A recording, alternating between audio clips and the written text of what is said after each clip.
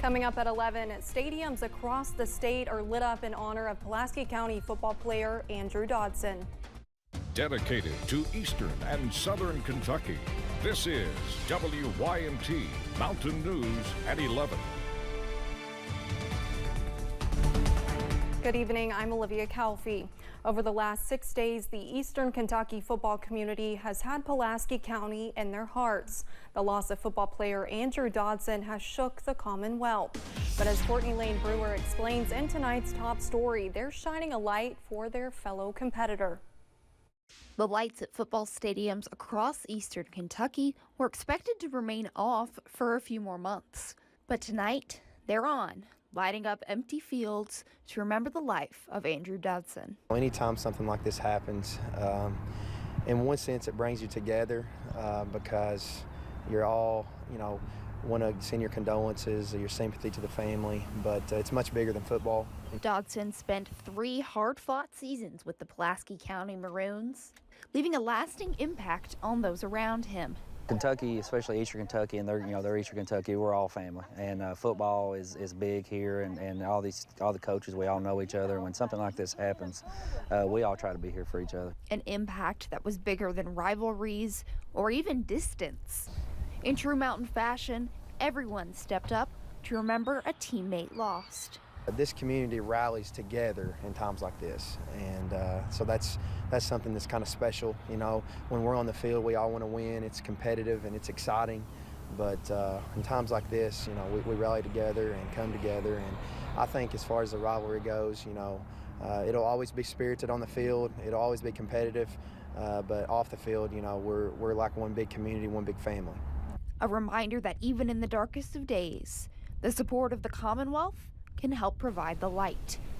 In Pulaski County, Courtney Lane Brewer, WYMT Mountain News. We have images of several of our mountain schools on our website and on the WYMT app. Well, it was gloomy as we closed out the work week, but we did have a really nice sunset. Take a look at this picture from Laurel County, a stunning sunset back in the distance. This is from our weather spotter, Melva. Thank you so much for sending us this picture. A really nice sunset earlier today, but clouds do continue across the mountains as we close out your Friday. Current temperatures are chilly. Middle to upper 40s, 46 in Jackson, 44 in Pikeville, 49 in London, and 52 at this hour over in Somerset. The good news up on radar, showers we had earlier today, now off to the south and east, and we stay dry for most of us as we go into tonight. Only a small chance of a stray shower, especially over our southern counties near the Kentucky, Tennessee, and Virginia borders. For most of us, we stay dry, cloudy, and chilly. Overnight lows falling into the middle and lower 40s as you wake up tomorrow morning. But we are tracking some warmer temperatures and some drier conditions. All that and more coming up in just a little bit. Olivia? All right, thank you, Cameron. It's not a secret that folks throughout the Commonwealth have faced many severe weather situations in the last few years. Governor Andy Beshear is urging everyone to be prepared for severe weather. That was one of his talking points during his weekly Team Kentucky update earlier today. He says every weather situation can be used as a lesson to prepare for whatever Mother Nature brings. The governor says Kentuckians have learned to prepare and keep an eye on their neighbors.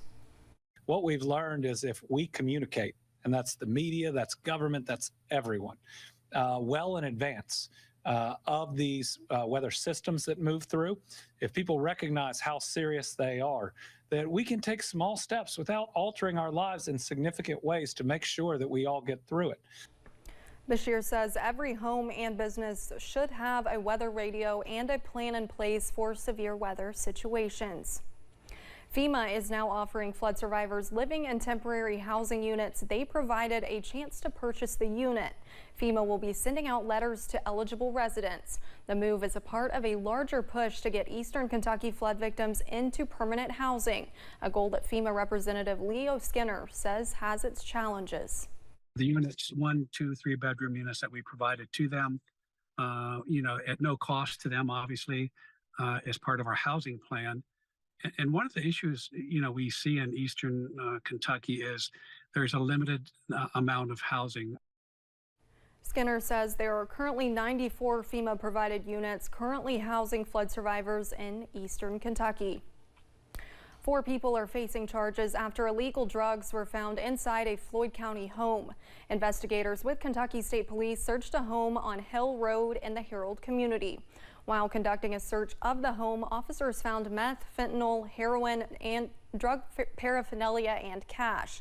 Casey Collins, Jessica Reynolds, Shonda Parker, and Joshua Parker are all facing various charges related to drug trafficking and drug possession.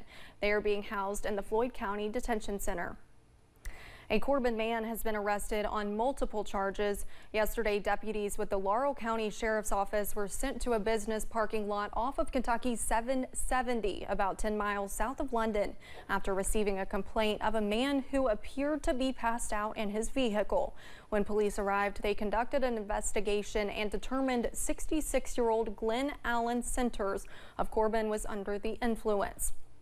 Officers also found a glass pipe containing a white crystal substance believed to be meth. Centers was charged with multiple charges, including public intoxication and possession of drug paraphernalia. He was taken to the Laurel County Correctional Center. Somerset firefighters were called to a house fire this morning on Grand Avenue at around 4:30.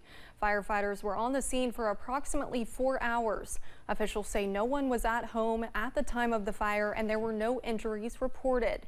Several departments, including Science Hill, Parker's Mill, and Ferguson Fire Department, all responded as well.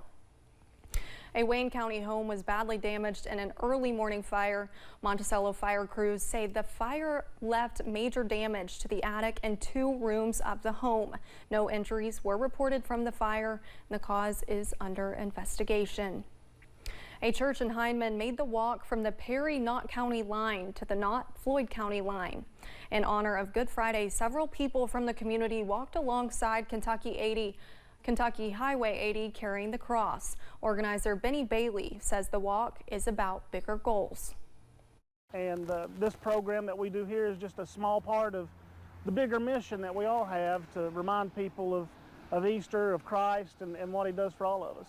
People driving along, they see us, they honk, they wave. Some people get out of their vehicles to come join and walk with us, and it doesn't matter what denomination you are. Bailey says he is thankful that they are able to spread their message throughout Easter weekend. To find out more about the group's journey, you can visit our website at WYMT.com. The Pikeville Community Kitchen hosted its Easter giveaway today, handing out hundreds of baskets to families in the area. The event, which organizers say has been going on annually for more than 5 years, provided baskets of goodies to children ages 0 to 12. Those involved say the kitchen is always trying to be a hand up for families, especially during the holidays. And so we try to come up with some extra stuff to show we appreciate them and that, you know, we're here and we're happy we're able to do whatever we can do. First responders were also part of the fun today, handing out baskets and directing traffic on Main Street.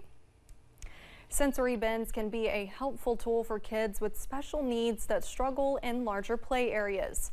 Bins are contained spaces that can be filled with different materials that are best suited for each kid. Imagine It owner Josie Kilborn says getting to see and touch the materials can be calming.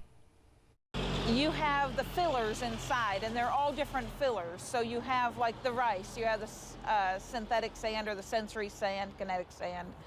You have yarn, so it's all different feelers, different things you feel. Kilburn also says kids can be more receptive to larger activities after starting with contained spaces. Coming up on Mountain News at 11, one eastern Kentucky city is prepping for its biggest event of the year.